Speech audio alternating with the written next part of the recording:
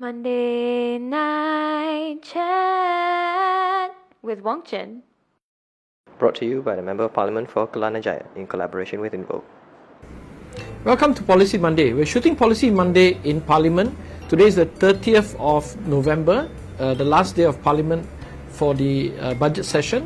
What happened this morning is we received this really thick book called the Commission of Enquiry on Forex losses by Bank Negara in the 1990s. It's about 820 plus pages long. It's really thick. Yeah. Now, I initially wanted to talk about Rohingya, but since the Forex thing came up and landed on my table, I've read it for an hour or so.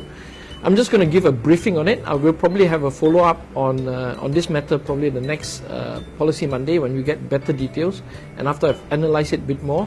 But broadly speaking, let me just give you the rundown on this issue. First, I want to stress this very important point.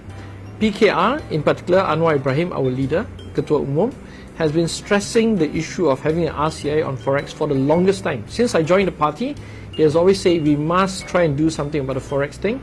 His position is very clear. He was not fully informed. He was not given a true picture of the losses for the longest time. And he felt very strongly that we must have a Forex RCI so that we can one day resolve the issue about governance and responsibility. Now, that is the position leading to the RCI thing. Now, the RCI thing was ostensibly started because Munir made a complaint in January 2017. We all know the background to all this. It's really because Dr. Mahathir has taken an all-out fight with Najib. Therefore, the Forex RCI is supposed to damage Dr. Mahathir's reputation and to also discredit my boss, Anwar Ibrahim, the former finance minister. Now, let me just give you the very brief summary of what happened. Now, during the 1990s, in fact, in 92, 93, and 94, Bank Negara lost a lot of money, and that amount is 31.5 billion. Now, the only recorded amount in the books in Parliament or Cabinet is only for 5.7 billion for the year of 1993. Now, that is the broad issue about the losses. Now, the other thing that they stress in this finding is at the height of the Forex trading, Noor Yaakob, who was finance minister or deputy finance minister too, I think, during the Badawi's time and also possibly into Najib's time, not very sure on the point. But Tan Sri Noor Yaakob was found principally responsible for all the trading, and at the height of his trading activities, he was trading up to $1 billion.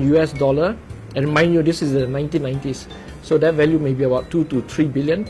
$1 billion per day. Yeah, so that's the extent of the trade. What we know is from all the evidence given that there was never a clear picture. Bank Negara did try to suppress the information. I think most people don't know about how far the trading went until quite late into the game. Yeah, so that's the context of it.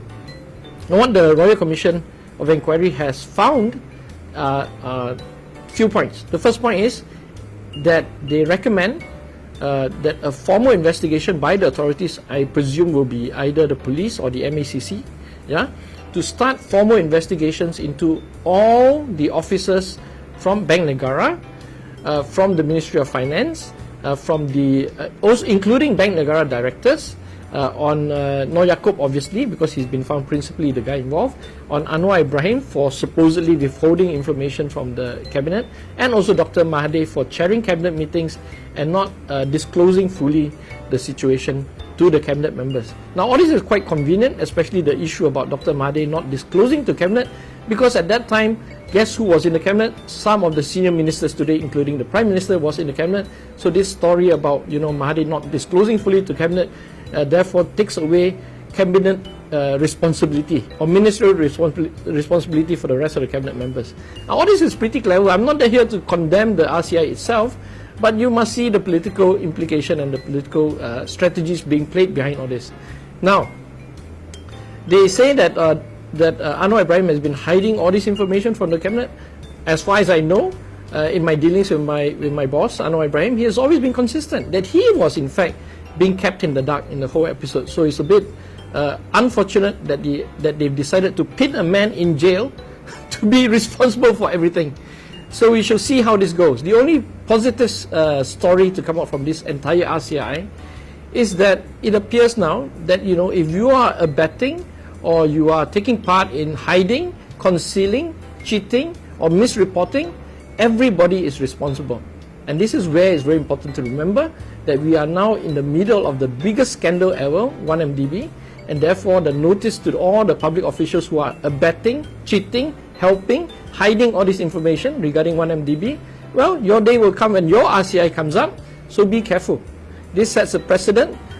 We hope that, you know, in the next few days or next week or so, when we get to digest the entire 820 pages, that we will come out with a better, clearer answer what is the issue about this.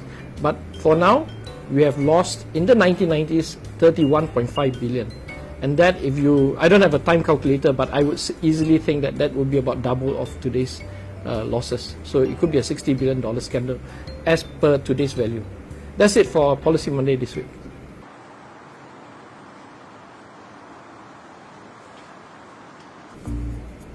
Hi, we're shooting from Parliament today, and we are going to deal with our 60 seconds Q&A. Okay, questions are courtesy of Bob and Hadi, who are researchers on the 14th floor for Cut 1.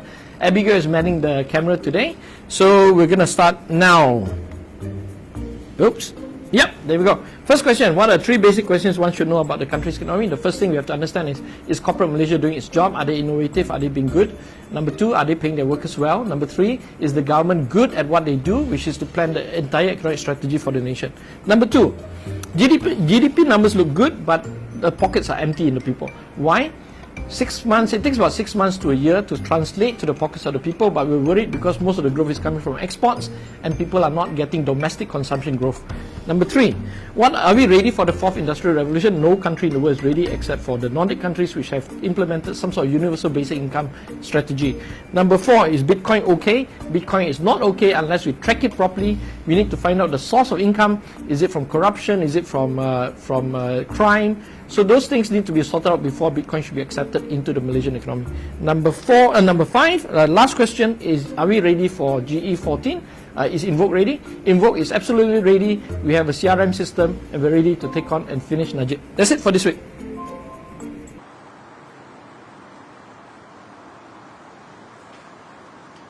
Five, 4, 3, 2, 1, 0.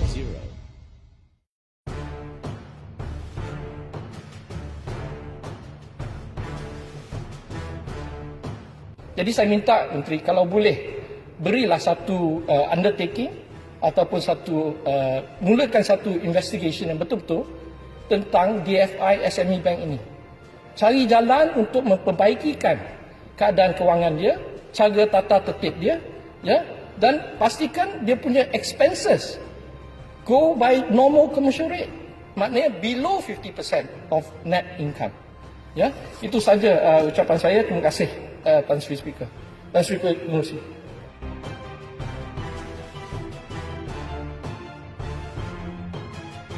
Saya menunggu jawapan daripada Menteri dan saya akan pada masa ini menolaklah rang undang-undang ini. Terima kasih.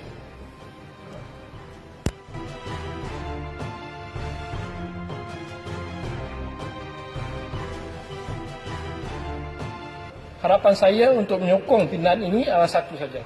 Saya harap pindahan ini boleh menyokong ataupun boleh memperkuasakan authorities untuk tangkap orang-orang yang curi duit daripada 1MDB ini dan dikenakan maximum sentencing. Terima kasih. Itu saja. Saya buat cadangan kita merujuk kepada model yang terbaik di dunia, iaitu di Jepun, di mana sistem jagaan warga emas dibiayai oleh sistem insurans dan juga insentif seperti apa yang Sepang cakap tadi tu, insentif daripada kerajaan.